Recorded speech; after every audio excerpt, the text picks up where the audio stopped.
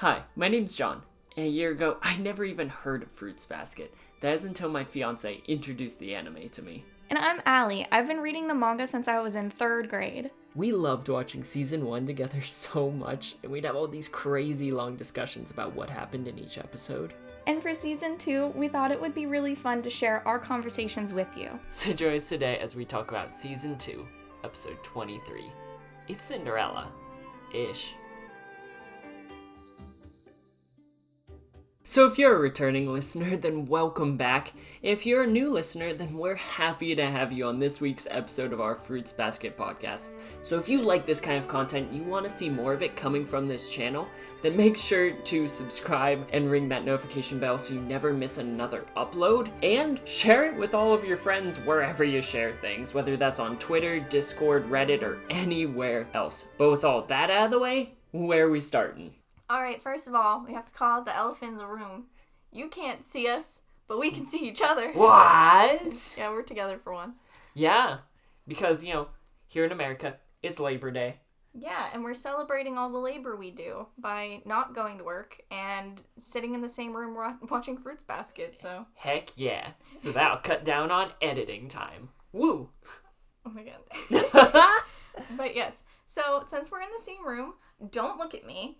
Okay. Because I'll turn away. Usually we aren't together physically. We're on a phone call and he can't see my face. So now you can't look at me because if I smile while you tell me a theory, no. I will put my blinders on. I'll be like a horse, like with the horse-drawn carriages. I'll just put those on. Okay.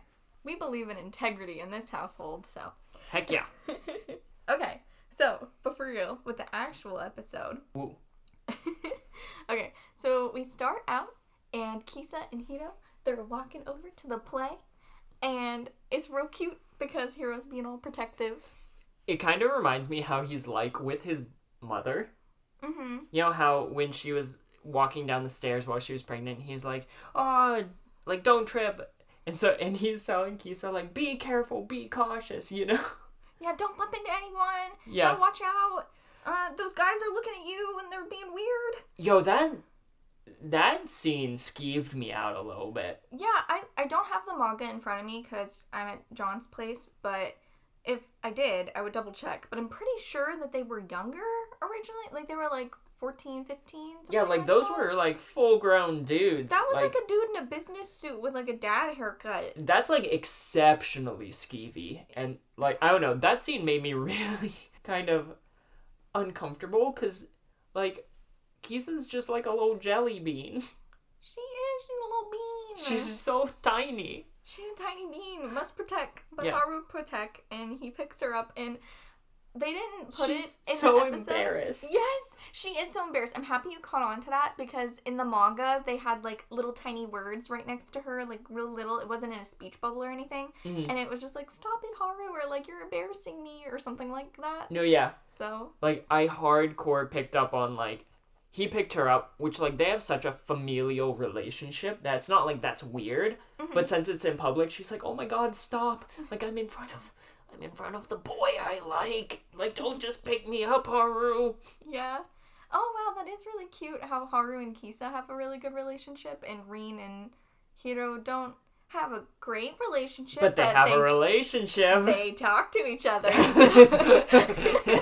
They acknowledge each other's existence. Hiro likes Rin. But, yeah. Rin is understandably angry. Yeah. But yeah, poor Hiro. And so we get that hilarious scene with Megumi. Oh my god, yes. And he's not on camera. Secrets. Oh. Yo. That's like the secret. Like, he's secretly a vampire. What if season 3, okay? It's like a West Side Story kind of deal. Like the Zodiac versus the vampires. Uh-huh. And then they play baseball. Yeah. And it's Twilight. But also, like, I Don't Dance from High School Musical. Perfect. I love it. No. It turns into a musical. So then we transition to the show actually starting. And can we talk about how this narrator is a rock star throughout this entire show? Oh my god, he's so funny. When he's, like, constantly telling them what to do.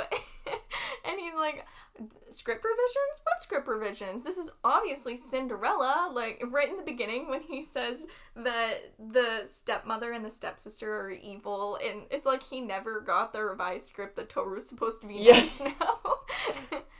He's the kid who, we talked about this a little bit before, but he's that kid who was off book day one.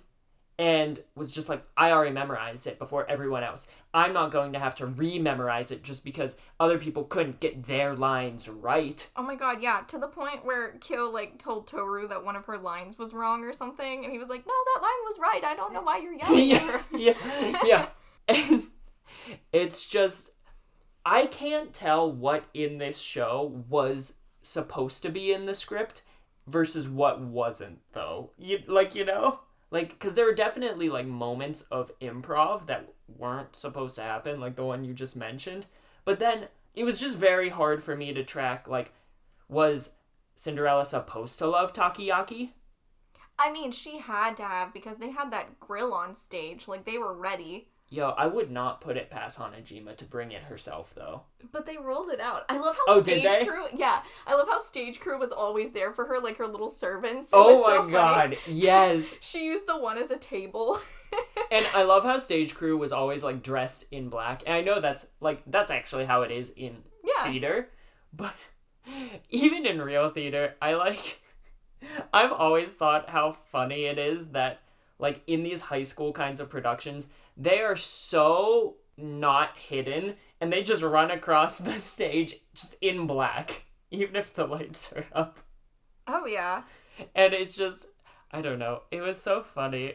Like, this hit on so many theater tropes that just made my heart just flutter. Oh, yeah. I mean, it brought me back. I was never personally in theater. I took some drama classes, but it was never anything like that deep. Mm-hmm. But I was in the pit, like the orchestra pit, mm-hmm. and I played trumpet in there. I was head trumpet, don't worry about it. Anyways. Ooh, hot stuff over here. I was first chair section leader, but, you know. She just flipped her head. But, yeah, so I would spend a lot of the time just watching all the different shows, all the different musicals, and oh my god, it was so accurate to theater and how it felt watching shows all the time. Like, they really hit it on the head. No, yeah. And even the little moments where we would see the stage crew, like, helping Tohru with her costume, mm-hmm. like, off stage. Mm-hmm. Ugh, I love it. But we should actually get back to the show itself because, oh golly, it's a good one. Yeah. But the play begins. Tohru's looking mega cute. Ooh. Hanajima's in all black and her mom is hyped. Her mom was so happy. It was really cute. Megumi with his little camera and then her mom, like, ferociously clapping. Yeah.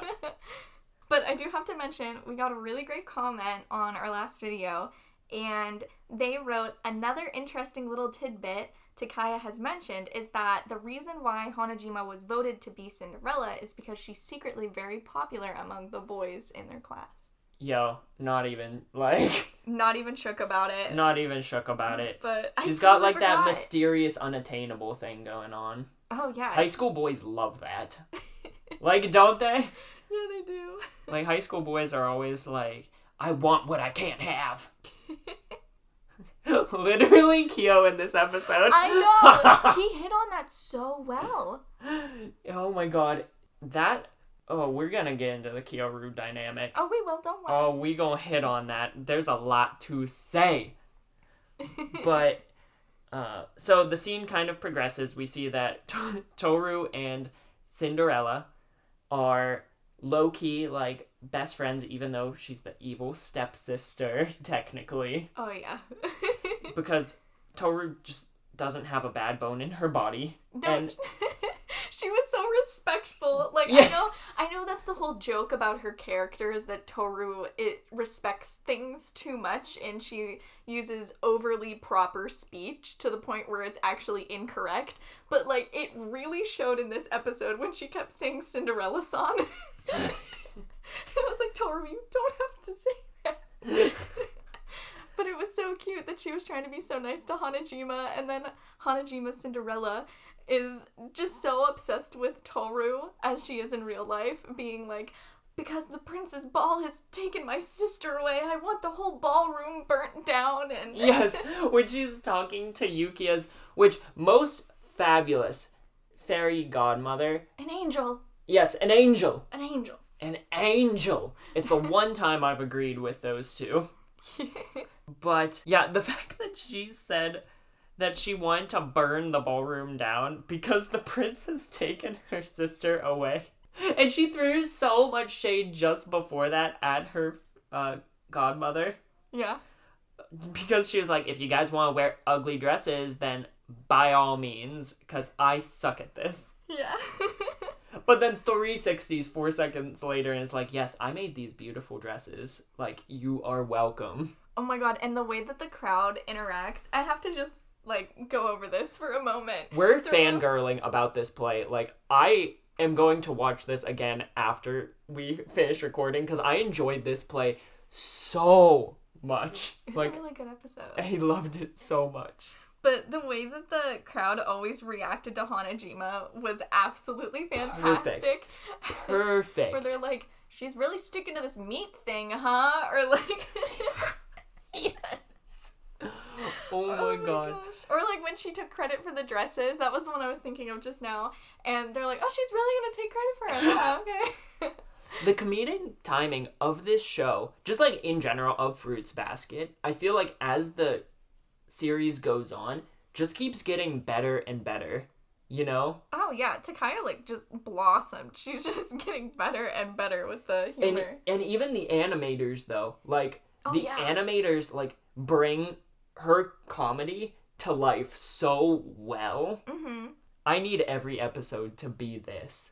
I know that we're probably going to get a sad one since this one was so happy. I hope we don't get a sad one next time. Fruits Basket sad? You're right. Who am I talking about? I've never cried. I must be thinking of Demon Slayer. But yeah, so she tells Yuki, aka Fairy Godmother, that she wants yakiniku, which is a kind of meat I learned today. Fun facts. And then we transition to actually seeing Kyo. And you know what I'm about to say right now. Oh yeah. His cape is so freaking cool. So, like, I love playing MMORPGs, right? And if I could get a cape in, like, Final Fantasy XIV or something that looked just like his, or, like, an outfit that looked just like his, I would be so for it. Like, he looked so cool. He did. I would wear that on the daily if I had a cape like that. He has the coolest costuming. He's, like... And I feel like this is a controversial topic, but his clothes in general are pretty cool, and when I make you read the manga when this entire anime is over, then you will get to see how fashionable he is, but I How's swear that to God, controversial? He dresses so well. I mean, the anime kind of turned him into an Adidas fanboy. Yo, but that's like, okay. Adidas is the best brand. I mean, you're right. Like, but... in terms of athletic wear. Sorry, Nike stans, but, like, Adidas is where it's at. But in some of, like, the chapter intros where it's just, like, saying, this is chapter 63 or whatever, they'll show, like, a drawing of Kyo looking, like, really cool and, like, baggy clothes or, I don't know, just really awesome fashion. So he's very fashionable. Takaya knows lots about fashion, apparently. I don't doubt it at all because they all look so good. But the cape. Yes, the cape. Beautiful. And this is immediately upon their introduction. We see he's interacting with Uotani. This is the moment. This is the moment where the first time that John paused the show and he threw his laptop onto the couch, screamed, and then ran around his pool table multiple times.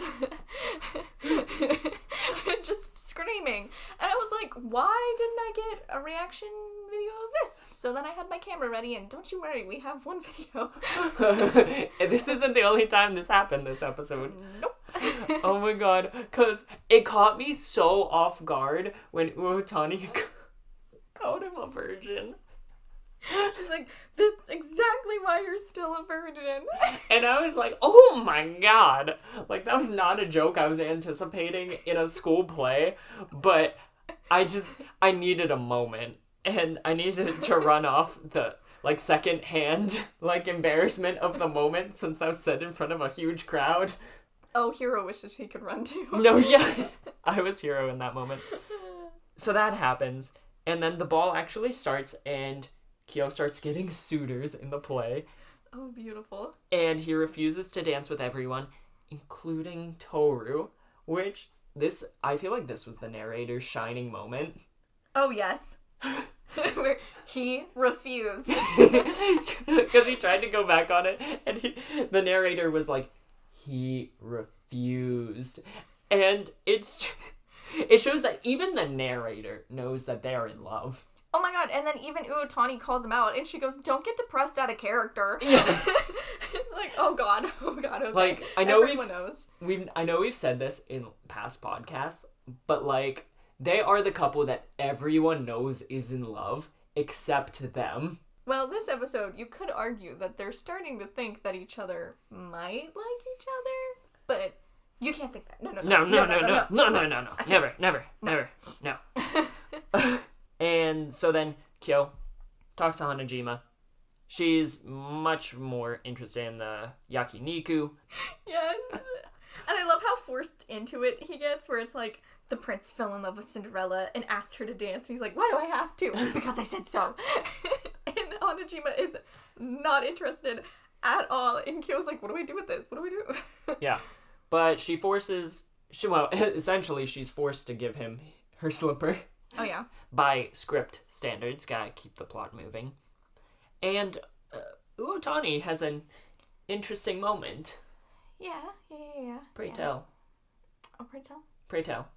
Well, she yells about how it's unfair that Kyo's character isn't just getting together with somebody because, certain people, like Uotani, don't get that chance. And, why don't you just come see her? Just come see her. Who? I couldn't tell you. Couldn't tell you. A little bird didn't tell you. Yeah, a little bird wasn't tweeting in my ear who that might be. Maybe we should go ask Kureno. Oh my god. But I thought that this is interesting for a number of reasons, because I think it's really telling how much this is still consuming her, that he has not tried to find her ever since their one chance encounter. But I also think it's interesting how we see Momiji have that moment of realization of, oh, this isn't part of the show. This is the person that Tohru was trying to deliver a note to Kureno for. Mm-hmm. Which solidifies, we haven't had a chance to talk about Momiji in a long time. Since that episode, I don't think we've seen him. Yeah. But it shows just how, purely intelligent Momiji is about everything. He is able to play 4D chess with everyone. He's like the little Shigure. Mm-hmm. Yeah. He always knows what's up. Yeah. And I know that we talk about that a lot, probably in, every single episode that Momiji is in, but he never gets enough props, and we gotta show him love, so. Yeah, I feel like maybe I'm wrong. I try to avoid saying or looking at people talking about Fruits Basket just because I don't want it to color my perception at all. Mm-hmm. But I would imagine he probably doesn't get enough credit for just how, with it he is. I don't know about that one, but I definitely always praise him, so. Yeah. And my responses are usually, yeah, Momiji's so smart, so I don't know who anybody outside of my circle says, but Momiji's the best. But, scene transition, which was the most theater scene transition. This arguably the only time Kyo was ever in character. When they were just marching in place as the whole scene around them transitioned, and I was like, oh, they actually are following some semblance of a script. Because this was blocked to happen this exact way. Oh yeah. No, it was so funny. Just seeing Kyo walk in place is something that I never thought I'd ever see, and it was really, really funny. And I don't know why. I think it was just him following rules is just hilarious to me. But I know he's a real big dork, and he loves studying, and he does well on all of his tests. He's a big dork. He's a big old dork, right? Mm. But just seeing him be in a play and march in place, it just sent me. I don't know. So this is the scene where he's giving the slipper to everyone, and Hanajima, she kind of pokes the bear, or the cat, if you will, and asks if he wants to marry her dear stepsister. Oh, yeah. Oh, and, Kyo and Tohru aren't ready for that. Last time they brought up marriage, Tohru freaked out, too, so... Yeah. Just keep bringing it up. Freak him out. Yeah. And Hanajima knows exactly what she's doing. Oh, my goodness. She's literally like, you want to marry her, huh? And when he vehemently is, like, shooketh, this is when things kind of get a little bit more real than I think that she realizes. Because there's no, like, obviously, she knows through her wave powers that something's up with Kyo. Mm-hmm. But I'm sure she doesn't realize that when she brings up being, like, deceiving himself and locking himself in a castle for the rest of his days, I'm sure she doesn't think that he quite literally will be locked in a room for the rest of his life. But... literally in a year. Literally in a year. Yeah. Regardless, she brings this up on stage. Probably the best place for him to, talk this kind of stuff out. And he says, who does it hurt? Mm-hmm. And Tohru is like, oh, me. Yeah, which she goes off script here.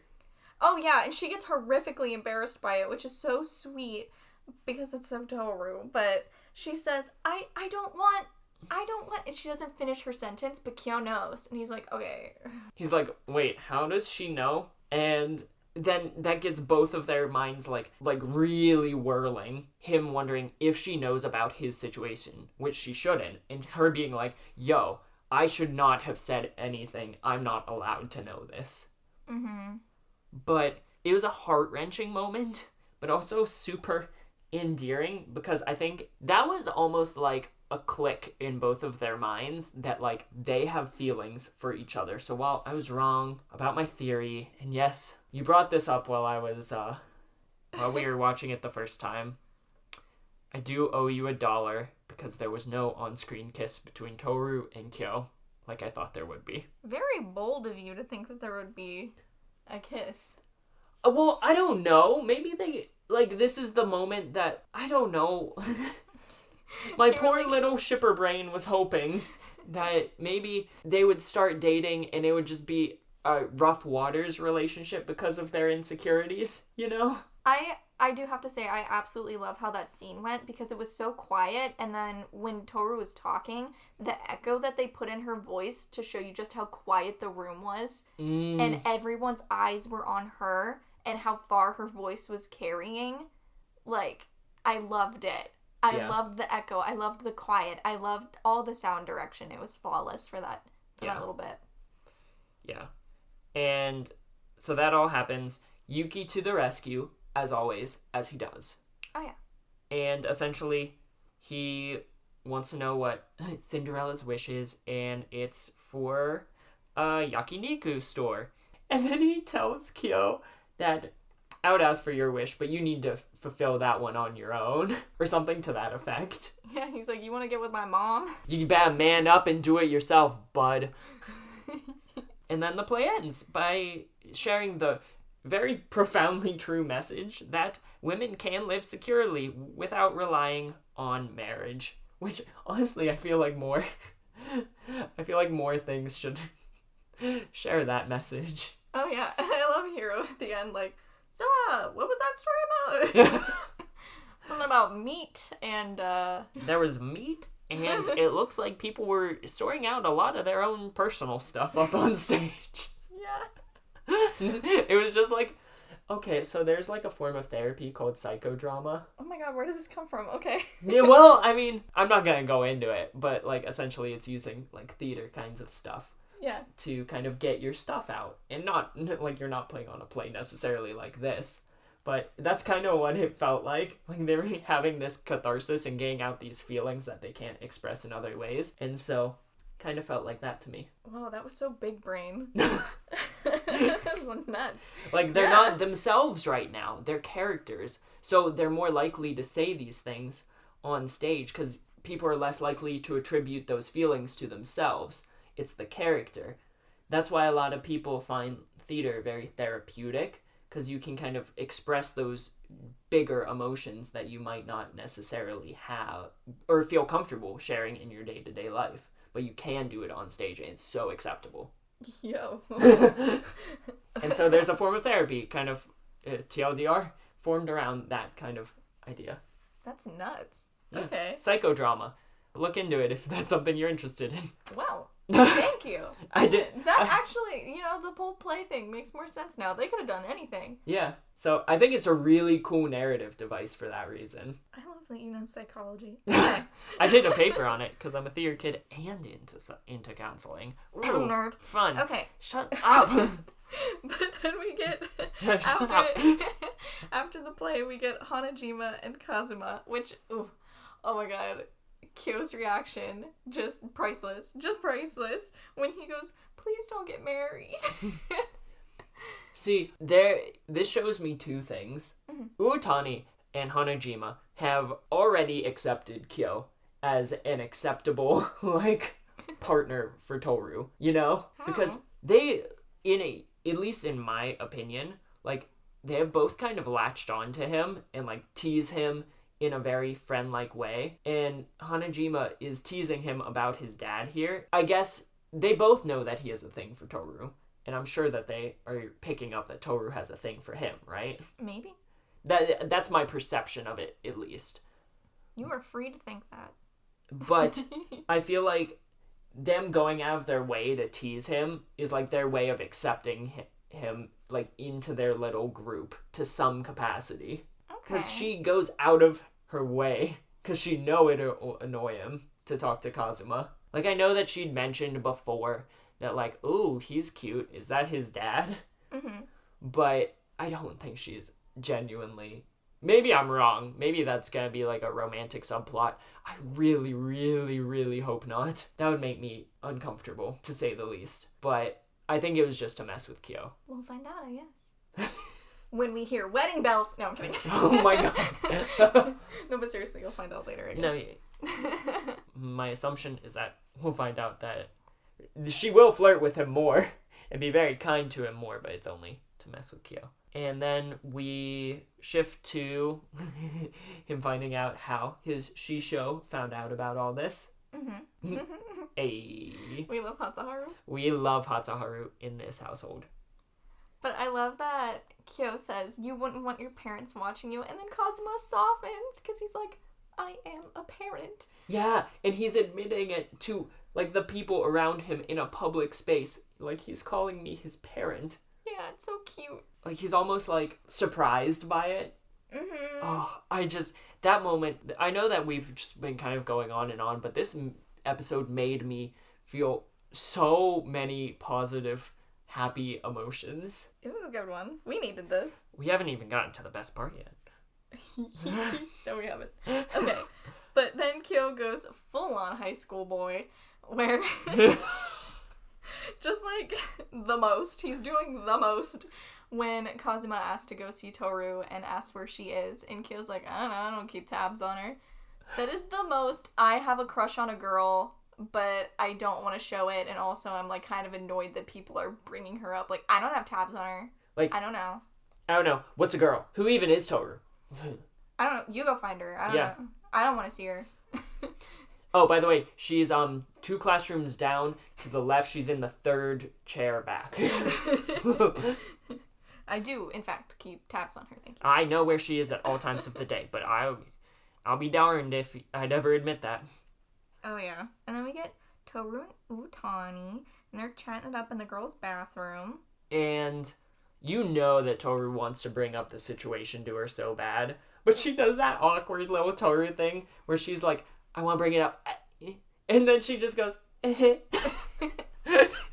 she just gets so awkward first. Did you notice that? Oh yeah, she does that all the time. It's really cute. God, she got so awkward and just moving on. So good. And then Kisa, and the hugs, and the Mogata.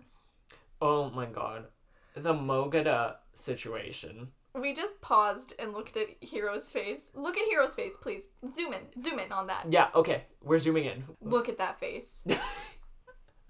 Look at it. Look at that. And that's just him just seeing Mogura for the first time. When he's just, like, chilling as Kisa's just, like, waving the arms up and down of Mogura. Oh, yeah. And I love this moment because it so cements in your brain that Hiro is still, in fact, a child. Yeah. And it is adorable, and I love it, and I treasure it, and I will hang this on my wall. I love Hiro. This episode, like, I know I've slowly been liking Hiro more and more, but I love Hiro in this episode because you can see how hard he's trying to keep his anger and, like, his irritable outbursts in, which is something, like, he's been having a tough time with for most of the series so far, specifically with Tohru. But we see earlier in the episode that he's really trying to don't say anything, don't do anything, keep it in, Hiro. Mm-hmm. But when he lashes out at Haru saying, "You're too kind, that's why you made Rin sad," immediately he was like, "Crap, I let it out," which it shows so much character development for him that he even realized that quick that he should not have said that. Not only should he not know that they're dating, but he knows that that's probably not the best subject to bring up to Haru. And it's also, surprise, surprise, not the best thing to bring up in front of Kisa, because then she starts to think that maybe Hiro has a crush on Rin. Oh god, poor little Kisa. I don't want either of them to be sad. No, they're too precious. Like, oh. And we also, speaking of relationships, Momiji is going to share the DVD of Uotani yelling with Kureno. So, how do you think he's going to react to that? I don't know. I think it's a really bad choice, though. Yeah. Because, okay, Akito. Yeah. Looms very large over every aspect of Kureno's life, right? Mm-hmm. So, don't you think Akito would, like, maybe find it a little bit funny that a Zodiac member who Kureno's not even really allowed to talk to is delivering him a DVD of a school play? Well, what if Momiji's sneaky about it? Why are you thinking... We've just been talking about how smart Momiji is. Don't you think he'd be sneaky or something? Or do you think Akito would catch him? Or... I do think that Momiji would try to be real stealth about it. But, like, even though he has a laptop or whatever he was typing on when we see him that one time, when Tohru's stealthing into the estate, I don't think he'd have that much free time to watch an entire school play without getting caught. And let's say he did, right? Even the risk of it feels like that... Because I don't think Akito would put 2 and 2 together that he's watching it for Uotani, you know? Mm-hmm.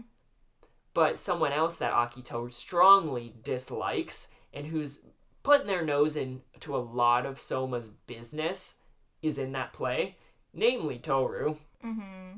And so I think that it's just a risky move, and I don't know if Kureno... I don't know how deeply influenced by Akito Kureno is at this moment. Like, he let Tohru slide that one time, but would he let Momiji slide if he gave him this DVD?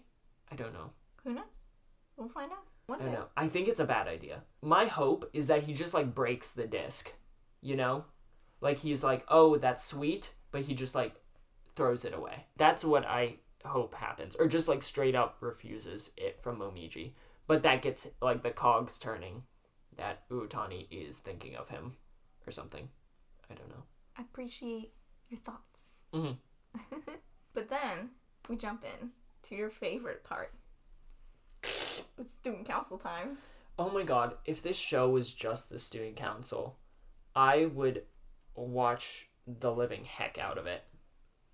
Oh yeah. And so, Yuki spot some bullying.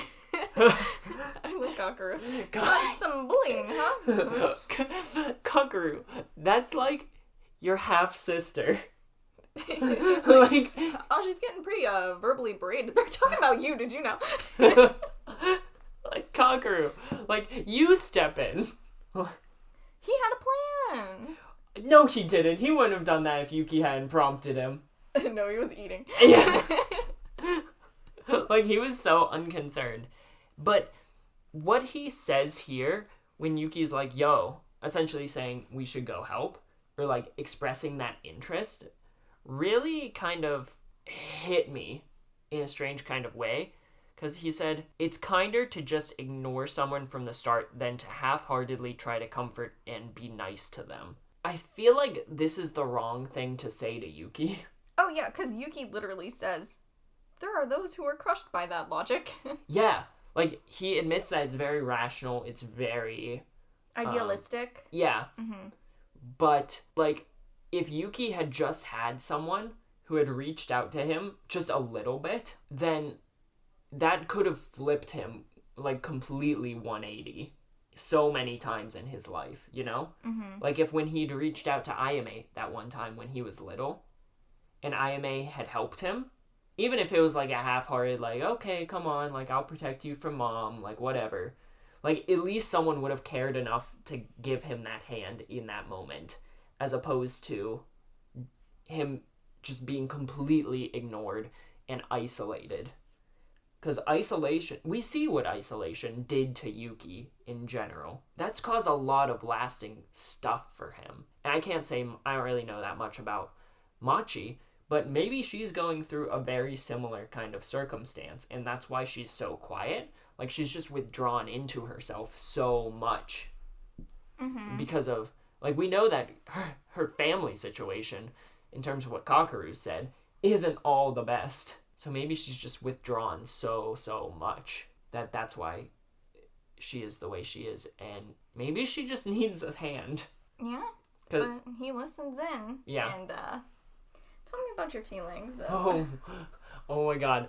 They're, like, verbally berating her about, like, you don't think he's a prince? Like, oh, do you, like, what do you think of him? And she calls him an airhead. And I believe you did get a video of my reaction to this one, right? Uh-huh. Yep. So we're just gonna pop that up on screen, because when I get, like, really excited, yeah, this is, yeah.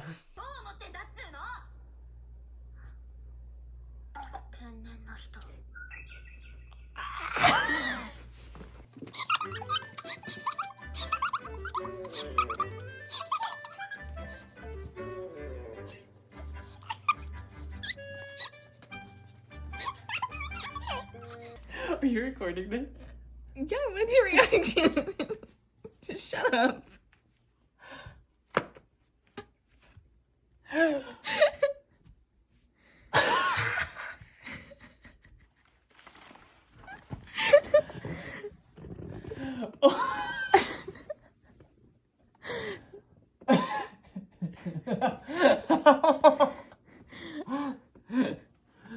Yes!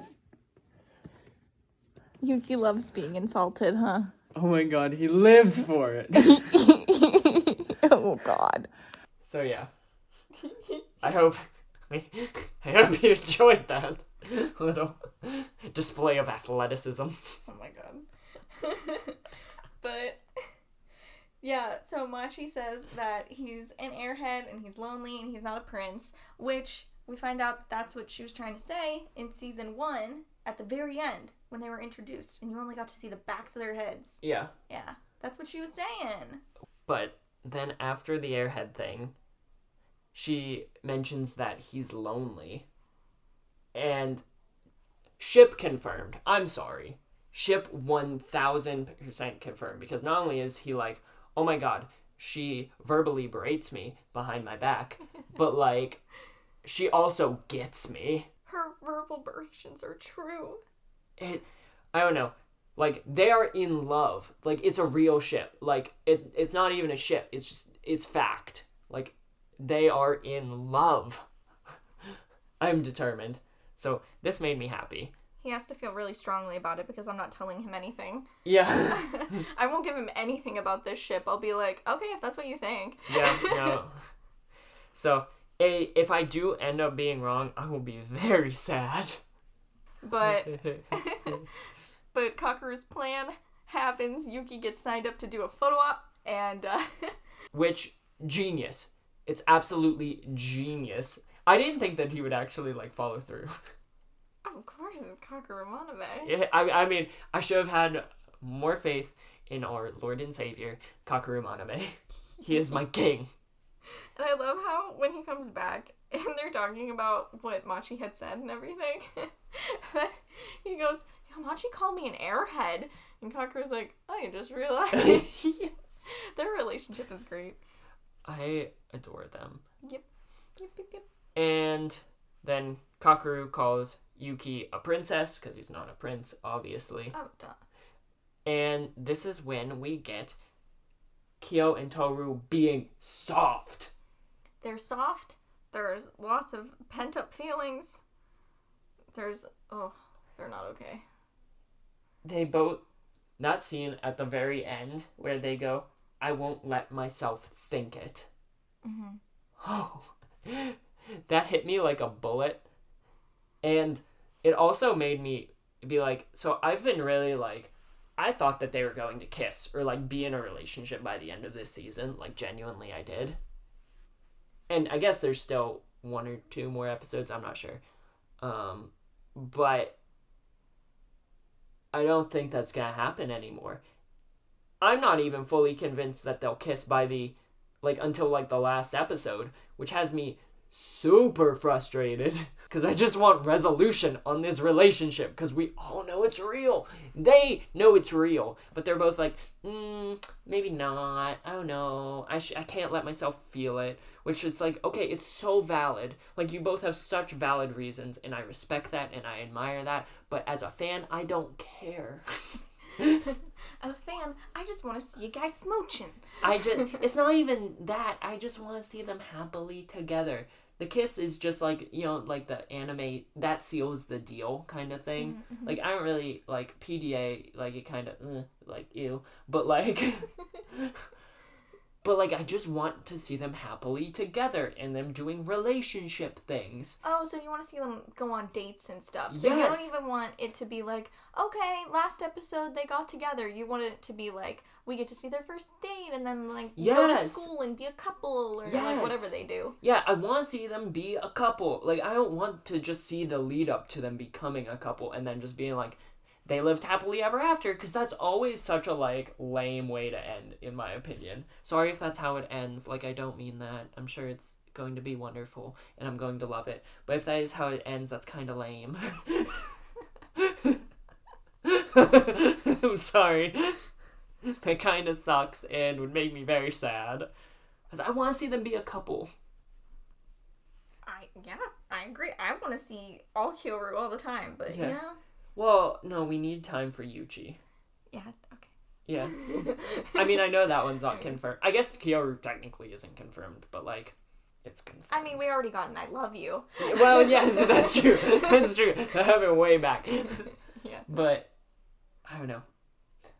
But it looks like you're getting fed next episode. You're here, Machi. You are here. And you are here to stay. What do you think's happening? Yuki's saying They're falling in love. They're falling in love. They're falling in love. You are grabbing my arm. They're falling in love. Oh my god, what if they fall in love next episode? Like, what if they confess their feelings that are just very fledgling right now, but maybe they're the kind of people who move fast? Because he knows what is, like, he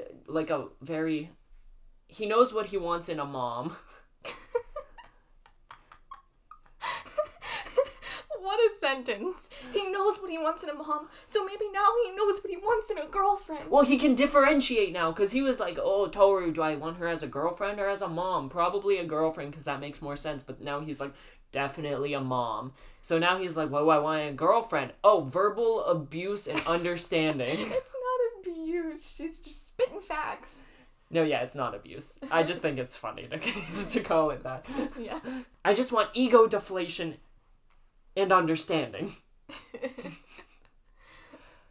So yeah, that's what I think is gonna happen. Yeah. They'll fall in love. They'll fall in love. That's why Yuki gave her the leaf. No. Oh my god! Oh my god! I'm just playing with you. No, that's real. That's why. No, that's real. You're right. Oh. I really didn't try and help you make a theory or anything. I was making a joke. No, okay. that was no, you're right. You're right. This is why I don't make jokes in front of you. Oh my goodness. Yeah. Because fall leads into winter, and she's gonna melt his frozen heart. That didn't make sense. Alright, do you have anything else you want to talk about? Take us home, Tiger. Alright, well, that'll do it for this week's episode of our Fruits Basket podcast. So if you have any questions for me about any ideas I have about the show, or if you have any questions for Allie that are more spoilerific, we'll have a thread in the comments that are more about spoilers. So if you like this video, you want to see more of this kind of content, make sure to like the video, subscribe, and even ringing that notification bell so you never miss another upload. And make sure to share it wherever you like sharing things. But with all of that out of the way, we hope you have a fantastic rest of your day, rest of your week, and why not even a fantastic rest of your month. And we will see you in the next video. Later. See ya!